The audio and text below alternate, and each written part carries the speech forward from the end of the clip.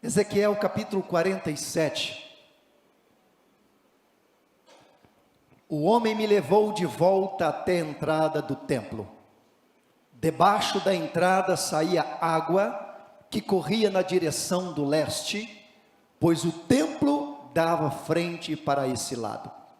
A água corria por baixo do lado sul do templo, ao sul do altar. Diga comigo, do altar.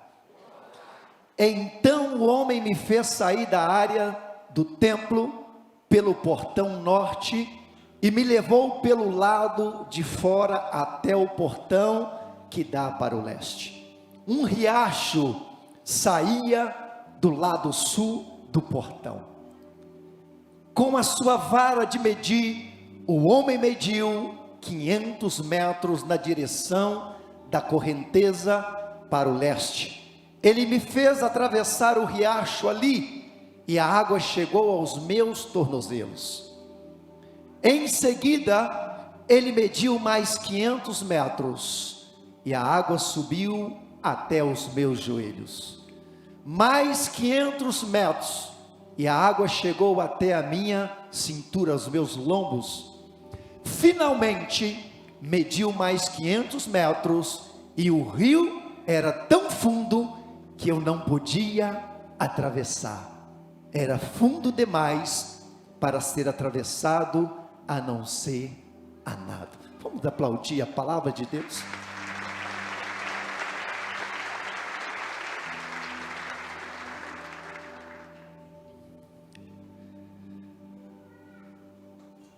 Vamos inclinar na direção desta palavra como níveis de relacionamento, níveis de intimidade. A Bíblia diz sobre águas que saíam do templo, que saíam do altar, e que essas águas davam nos tornozelos. O segundo estágio desta água, ela ia até os joelhos. No terceiro estágio, ela estava nos lombos, mas o quarto estágio disse que a água estava acima da cabeça.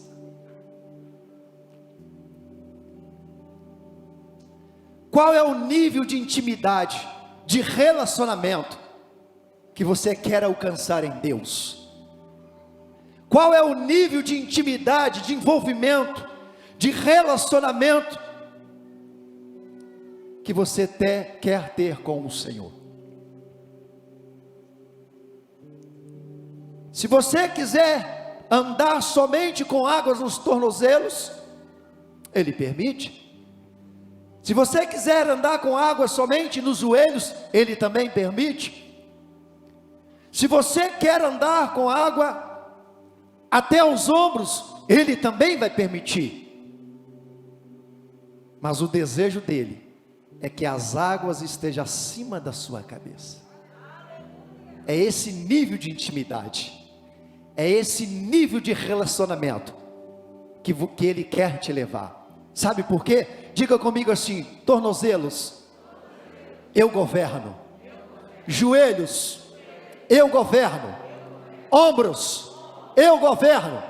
Acima da minha cabeça, Ele governa.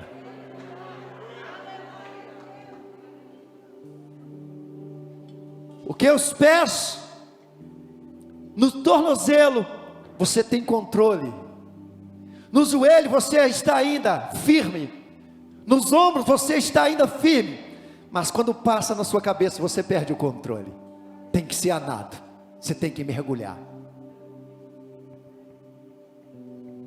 Interessante que as maiores riquezas, os maiores tesouros, sempre vamos encontrar na profundidade. É na profundidade que você vai encontrar os tesouros escondidos. Não é no raso.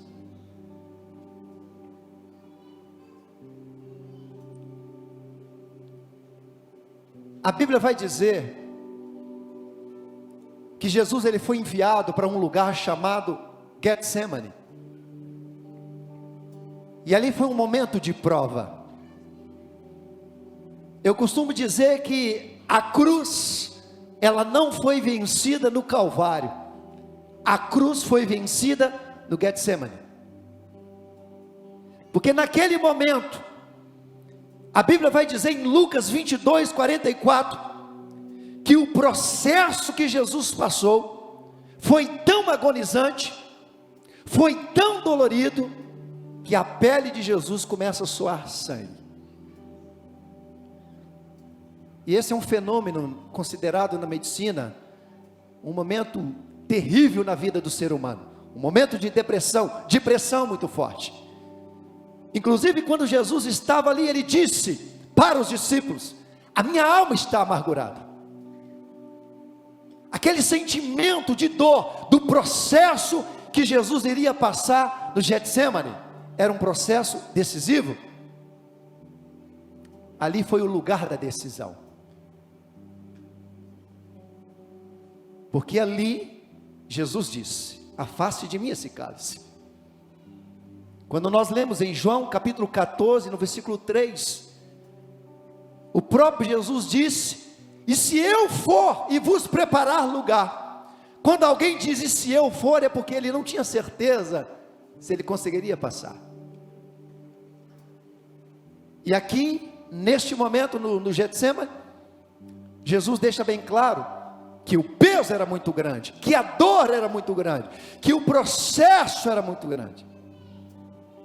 Foi ali no Getsemane, a gente fala Getsemane,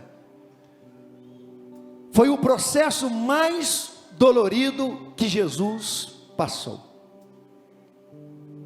E a palavra Getsemane, no hebraico, significa prensa de azeite. Jesus foi prensado naquele local. E por que eles usaram esse termo? Por que eles deram esse significado do Getsemane, que foi o local de decisão? Porque ali, segundo a cultura da época, ali era um local onde se extraía o azeite. E esse azeite e essa azeitona era passada por 4 processos muito difíceis. Existia uma pedra enorme. Então aquele azeite era colhido de forma artesanal. Se derramava as azeitonas e a pedra passava pelo primeiro processo e amassava as azeitonas. Ali se extraía um tipo de óleo. Eram 4 tipos de óleos. Depois passava por outro processo. Mas o primeiro processo já praticamente destruía a azeitona. E o segundo processo terminava de acabar com as azeitonas. Se extraía um outro tipo de óleo. E o terceiro processo, a azeitona já não suportava mais. Parece que já não tinha nem mais azeite, óleo. Mas mesmo assim, era submetida também ao terceiro processo.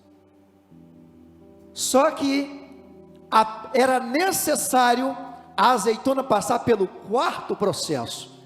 E o 4º processo é onde se extraía o óleo mais limpo, mais precioso. A Bíblia vai dizer em Isaías 53:5 que Jesus ele foi moído pelas nossas transgressões. Isso significando uma azeitona, o processo da azeitona. Ele foi moído pelas nossas transgressões. Mas o que nós definimos nesse processo? Deus ele quer te levar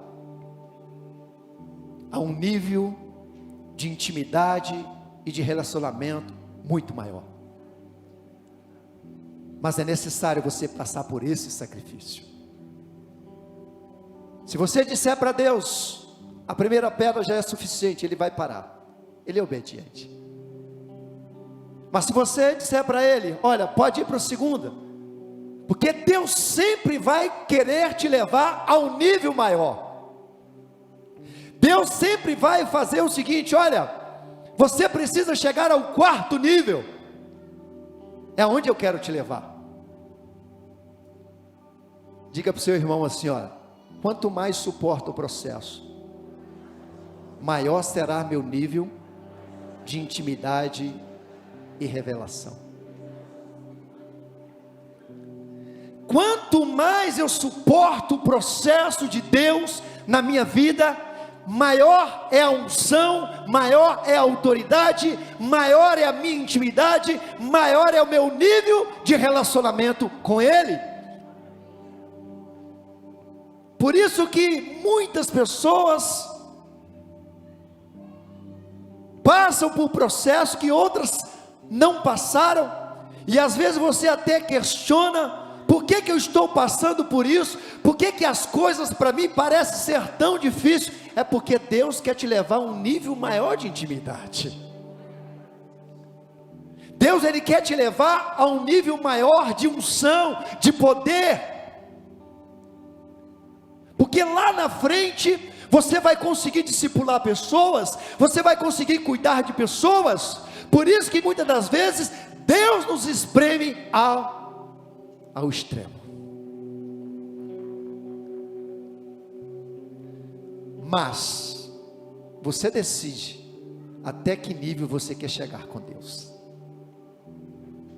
Mas não se esqueça, quanto maior o sacrifício, quanto mais você se submeter, quanto mais você disser para Ele: Senhor, eu estou disposto a chegar o máximo daquilo que o Senhor tem para a minha vida, aí Ele vai trabalhar dentro de você. É esse nível de unção que nós precisamos alcançar.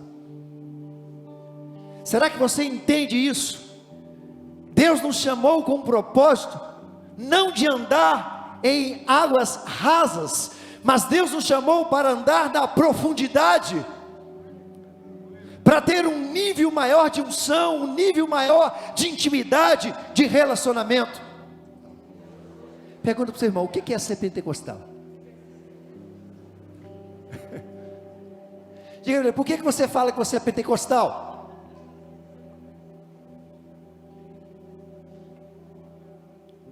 O pentecostal experimenta a profundeza do Evangelho, aquilo que o tradicional ainda não conheceu. Agora, para você entender, quando você diz: eu sou do fogo, eu sou do reteté, eu sou pentecostal, você tem que saber o que é Pentecoste. Amém? E o que é Pentecoste? Vou falar para vocês. Pentecoste é um nome grego que significa 50º, 50 dias depois. Quem abre a contagem do Pentecoste? A Páscoa. No momento da Páscoa se abre a contagem do Pentecoste. O dia do Pentecoste é 50 dias depois da Páscoa. Êxodo capítulo 12 fala do momento que fala da Páscoa, que o povo foi liberto no Egito, da escravidão do Egito. Agora a Bíblia vai dizer o seguinte, vamos lá, vamos entender isso, para saber a nossa origem.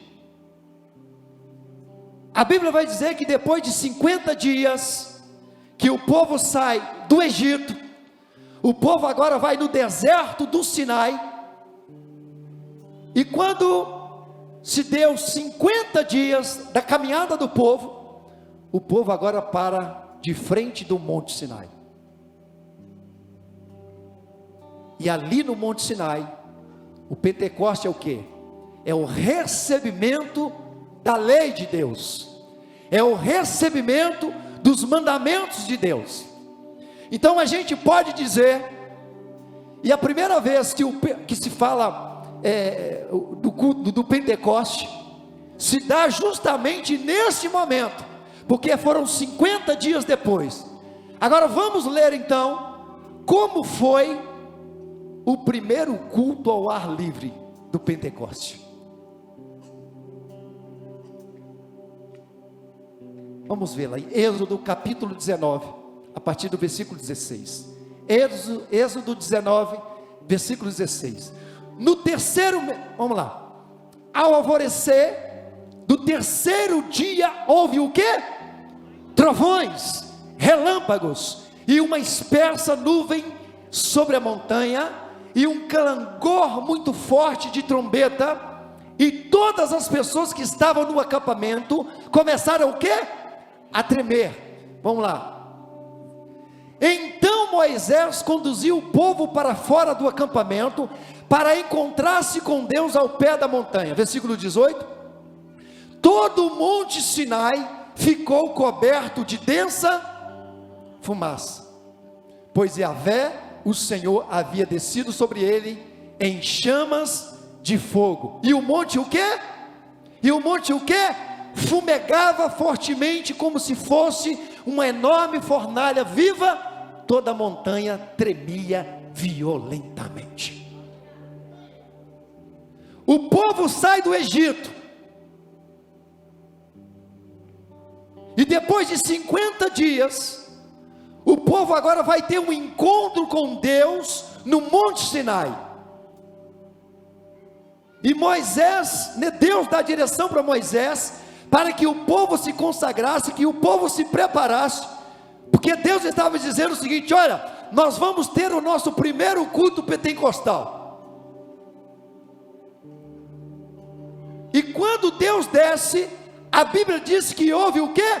Trovões, que houve o quê? Relâmpagos, e que o monte fumegava, se encheu de fogo o monte, e era tão forte a presença de Deus, tão forte o poder de Deus naquele lugar, que o monte tremia, as pessoas começaram a tremer, tamanha é a glória de Deus.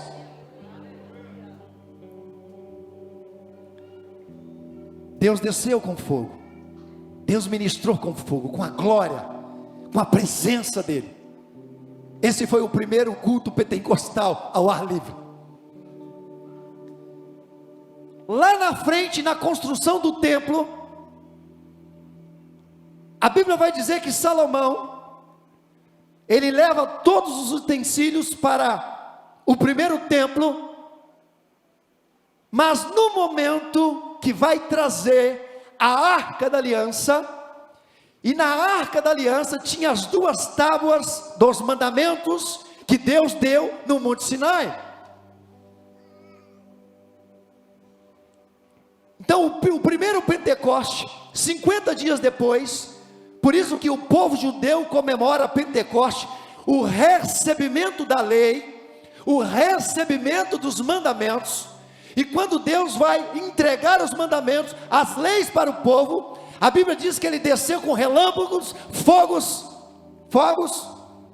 ele desceu com trovões, e o monte fumegava, se estremeceu, e o povo se estremeceu, tamanha foi a glória de Deus. Agora, quando Salomão faz o templo, o primeiro templo, o momento que a Arca da Aliança vai entrar, onde continha as duas tábuas dos mandamentos. Olha o que é que diz o texto, 2 Crônicas, capítulo 5, a partir do versículo 11. 2 Crônicas, capítulo 5, versículo 11.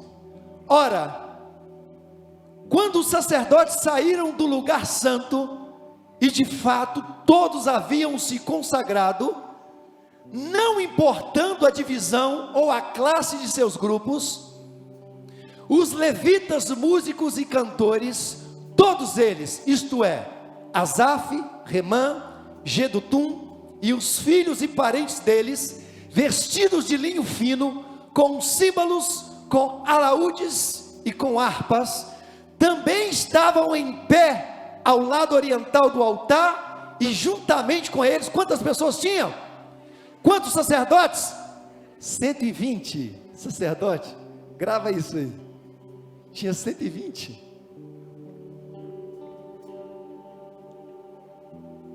Que que tocavam as trombetas.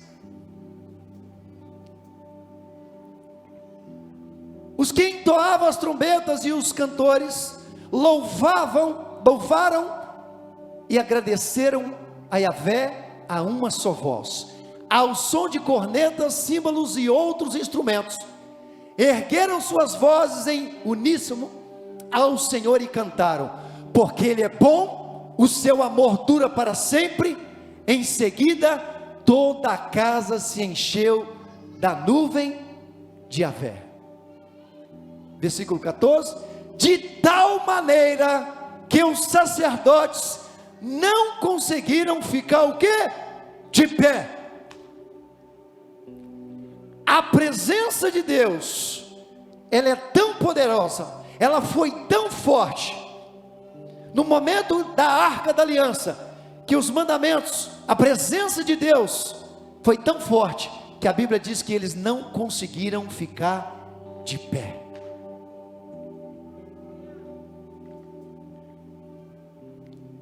Então aqui você vê como eram os cultos quando a presença de Deus estava. Isso aqui no Antigo Testamento. Agora vamos lá no Novo Testamento, o Pentecoste do Novo Testamento. A Bíblia vai dizer que Jesus, a ressurreição de Jesus foi na Páscoa. Jesus ressuscitou na Páscoa. Como que a Bíblia se liga? Como que a Bíblia é autoexplicativa? O povo sai do Egito na Páscoa, e Jesus agora no Novo Testamento ressuscita na Páscoa. E a partir do momento que Jesus ressuscitou, agora vai abrir a contagem, como ele ressuscitou na Páscoa, vai abrir a contagem para a comemoração do Pentecoste judaico. Só que a Bíblia vai dizer que Jesus ficou somente 40 dias na terra,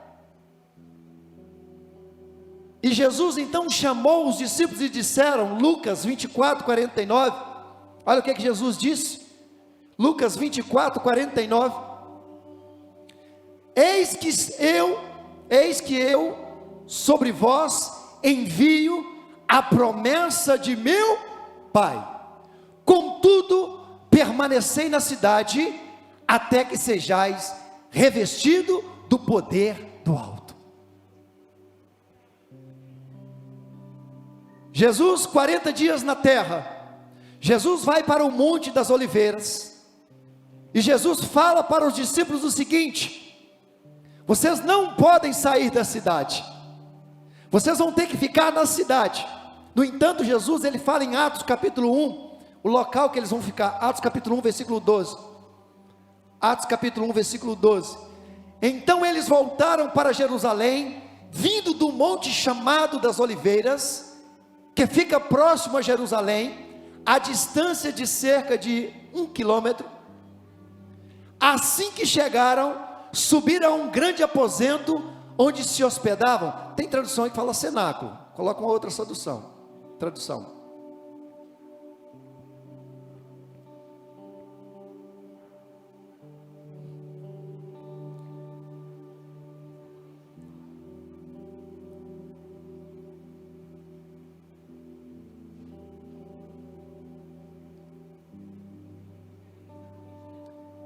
Revista corrigida? Ok, isso aí, ó. E entrando, subiram aonde? Ao cenáculo, onde habitavam Pedro e Tiago, João e André, Filipe e Tomé, Bartolomeu e Mateus, Tiago, filho de Alfeu, Simão, o Zelote, e Judas, irmão de Tiago. Versículo 15. Todos estes perseveravam unanimemente em o que? Oração e súplicas com as mulheres e Maria, mãe de Jesus, e com seus irmãos. Maria estava presente lá também. Jesus dá direção para os discípulos, dizendo o seguinte: não sai de Jerusalém, e eu tenho um local para vocês irem. Vocês vão lá para onde nós fizemos a nossa ceia. Vocês vão para o cenáculo. Vocês vão para o cenáculo.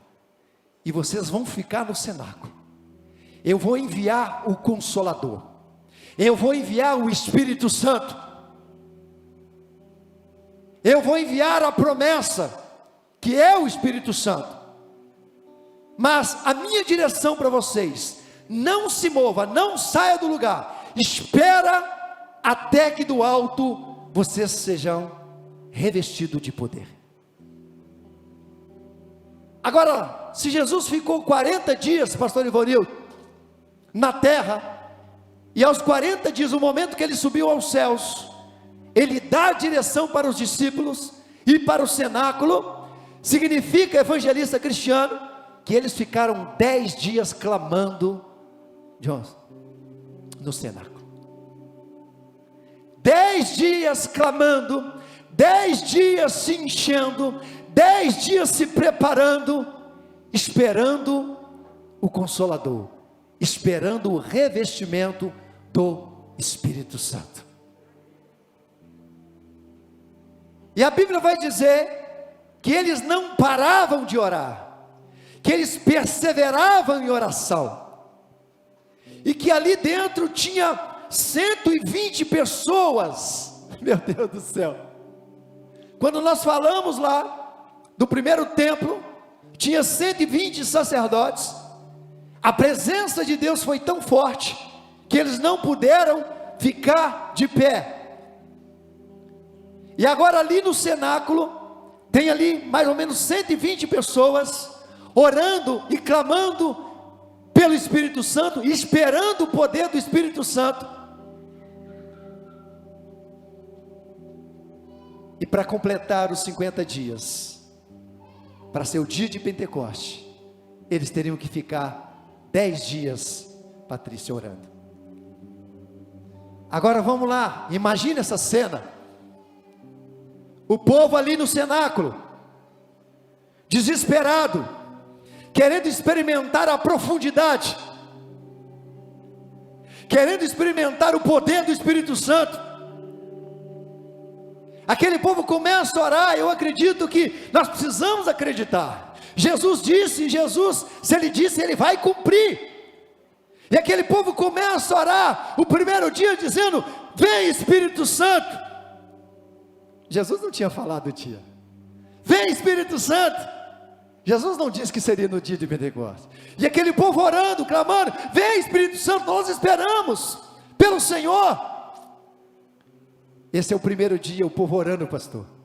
E no segundo dia, o Espírito Santo doido para descer, e Jesus falava com ele: espera mais um pouquinho. No terceiro dia, o povo orando, clamando: vem Espírito Santo, nós te queremos, Espírito Santo. No quarto dia, Senhor Jesus, Espírito Santo, daqui a pouquinho você vai. No quinto dia, o povo gritando: vem Espírito Santo, estamos com sede de ti, queremos mergulhar na profundeza, vem Espírito Santo. No quinto dia, Jesus fala: o Espírito Santo está quase na hora. No sexto dia, o povo clamando: é isso mesmo a minha conta? No sexto dia, o povo clamando, até chegar o nono dia, o povo lá embaixo, clamando pelo Espírito Santo. Quando deu 10 dias depois, por isso que a Bíblia diz, Atos capítulo 2, ao cumprir-se o dia de Pentecoste, o Espírito Santo desceu. Jesus disse: é agora, Espírito Santo, é agora que você vai descer, e você vai encher com a tua presença. Interessante que o texto, olha Atos capítulo 2, olha o que é que diz o texto, Atos capítulo 2, e cumprindo-se o dia de Pentecoste, estavam todos concordemente no mesmo lugar, e de repente veio do céu, como um vento veemente, impetuoso, e encheu toda a casa em que estavam o quê? Assentados. Versículo 3, e foram vistas por eles línguas repartidas como os de, diga assim, língua de fogo, as quais pousaram, línguas de fogo, pousaram sobre cada um deles. E todos foram o quê? Cheios do Espírito Santo, e começaram a falar outras línguas, conforme o Espírito lhes concedia que falasse.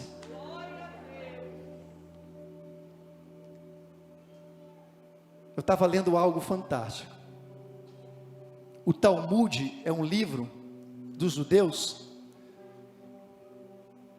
que para eles é a revelação oral. No momento que Moisés estava recebendo os mandamentos, e no Talmud está escrito, olha que coisa interessante, no Talmud está escrito, que no momento que Deus veio, para escrever nas tábuas, nas duas tábuas, está escrito lá que Deus veio com línguas de fogo. Deus escreveu com línguas de fogo. Foi uma impressão a laser. Foi uma impressão a laser. E olha o que vai dizer Jeremias 31, 33. Olha o que vai dizer o texto. Jeremias 31, 33. Mas esta é a aliança que farei com a casa de Israel, depois daqueles dias, diz o Senhor, porei a minha lei no seu interior, e a escreverei no seu coração, e eu serei o seu Deus, e eles serão o meu povo. Por isso que veio um vento impetuoso, como línguas de fogo, escreveu dentro de nós. A lei não está mais nas tábuas, a lei está dentro do nosso coração. Por isso que Jesus disse, eu não vim abolir a lei, eu vim cumprir a lei. Não vim destruir a lei, eu vim cumprir a lei de Deus. Por isso que naquele momento, querido, as pessoas não conseguiram ficar de pé. Tamanho a presença de Deus, tamanho o poder de Deus. Porque quando você recebe o Espírito Santo, você não consegue ficar parado, querido. Você não consegue ficar de pé. Porque a carne não suporta quando ele vem de uma forma sobrenatural. Aqui a gente percebe que ali, querido, foi o primeiro culto da igreja cristã, foi no cenáculo. O primeiro culto da igreja cristã foi no cenáculo. E como que foi esse culto? Foi um culto de fogo, de poder. Línguas repartidas, falando em língua, foi o primeiro culto depois que Jesus foi glorificado. A igreja inaugurou no cenáculo, a igreja cristã inaugurou no cenáculo. Por quê? A primeira vez que Jesus fala do nome igreja, em Mateus 16, a partir do versículo 13, está lendo o versículo 18, aquele ambiente, Jesus falou, as portas do inferno não vai prevalecer contra a minha igreja. Não existia igreja. Primeiro ela aconteceu no espiritual, mas a igreja se materializou em Atos capítulo 2, o culto no cenáculo. Como foi o primeiro culto da igreja cristã? Com fogo, com poder. Sabe qual é a conclusão que eu chego? A conclusão que eu chego: não tem como, querido, você caminhar no raso, se Deus tem a profundidade para você. Não tem como você ser tradicional, se o Espírito Santo é pentecostal. Eu vou repetir, não tem como você ser um tradicional, se o Espírito Santo é pentecostal. O primeiro culto, o preletor da noite foi o Espírito Santo. O primeiro culto da igreja cristã na terra, tá vindo um apóstolo, tá vindo um pastor, tá vindo um bispo. Não, pessoal, vamos ficar de pé porque está chegando o preletor desta noite. Quem é o preletor? O Senhor Espírito Santo. Ele inaugurou a igreja cristã na terra. Você pode aplaudir, glorificar o nome do Senhor.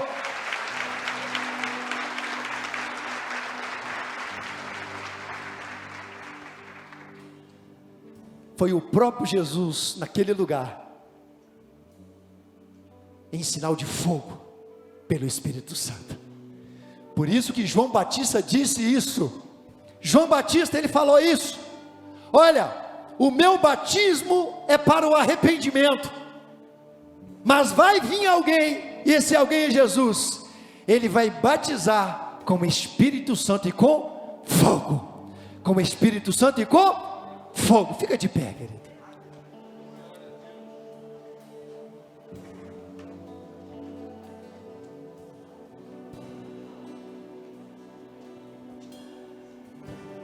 Qual é a conclusão que nós chegamos nesta noite?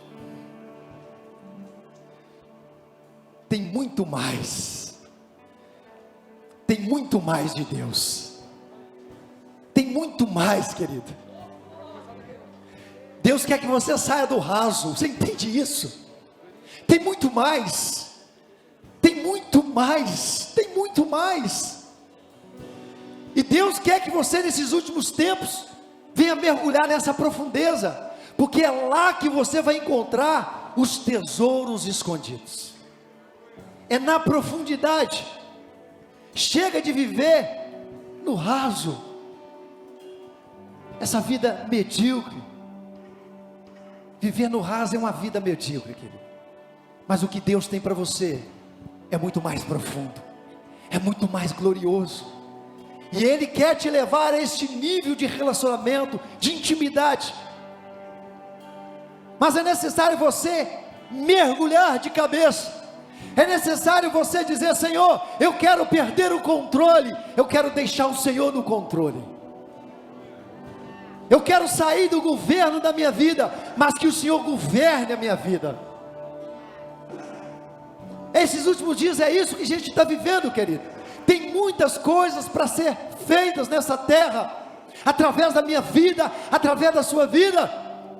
Tem muitas pessoas para serem curadas, tem muitas pessoas para serem alcançadas, mas as pessoas só vão se voltar ao Senhor, as pessoas só vão reconhecer se Deus está na tua vida, se você for uma pessoa de intimidade, de profundidade. As pessoas precisam olhar para você e ver fogo de Deus na sua vida. As pessoas precisam olhar para você e ver a presença de Deus na sua vida. As pessoas precisam ver essa fome dentro de você.